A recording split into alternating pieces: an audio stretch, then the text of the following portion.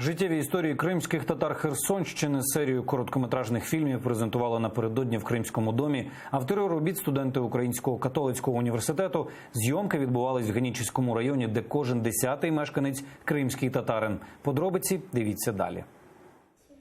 Герої першого фільму – учні Новоолексіївської школи. Кримськотатарська малеча хоч і шаріється, але залюбки пояснює, як правильно готувати плов та що таке намаз. Як отак, а потім отак, ну, читають дова. А потім він отак говорить, Аллах Акбар, і отак робить. А потім він так, як Аллах Акбар, і отак нагинаться, ну, повністю. Кримськотатарські традиції, ну, ми живемо ими, у нас... без них ніяк. У наступній стрічці історія Фікрета Селедінова, легендарного кримськотатарського композитора. Він автор понад 400 музичних творів. У 80-х з родиною переїхав ближче до Криму, в Новоолексіївку, де й викладав в музичній школі. Герої фільму – учні та викладачі, які знайшли нотатки маестро. Зараз ми приучаємо своїх дітей, внуків, щоб вони розкривалися, щоб вони менше в собі держали.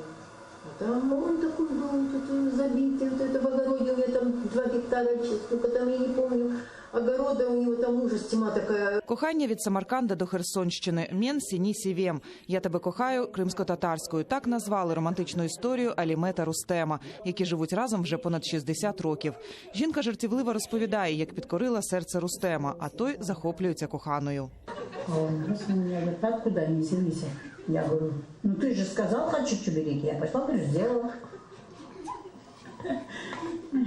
Ты насмотрелся, милый, на меня. Я все. Мен сіні сівєм. Я тебя люблю. Я тебя люблю. 8 фільмів тривалістю до 5 хвилин розповідають про побут та традиції звичайних людей. Метою проєкту автори називають подолання нав'язаних стереотипів, оскільки довгий час ще з комуністичної доби на українців і кримських татар навішували безліч ярликів. Тепер можна зрозуміти, наскільки це близькі народи. Ми всі, я маю на увазі татари і українці, маємо бути ближчими, бо ми насправді пережили разом дуже багато моментів спільної історії. І драми, які відбувалися в нас, вони також є спільними. А далі наш шлях тільки разом. Ми маємо бути ближчими один до одного, ми маємо відкриватися один одному і відкривати інформацію про себе один одному. Неважливо, хто ти є, якщо ти в цьому чані варишся, то це буде дуже по-дурному казати, що я такий, ти такий, бо тому що чану все одно.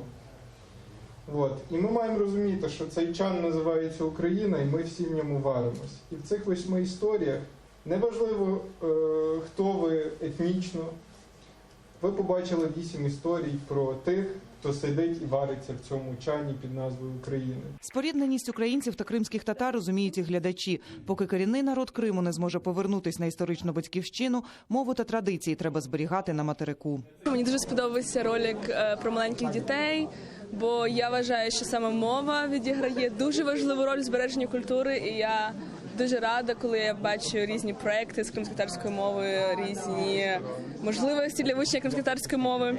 Тому саме цей ролик мені якось ліг до душі. Я думаю, що це має бути єдність, звісно, зі своїми особливостями, з мовою, традиціями, піснями, їжею. І це має бути завжди обмін.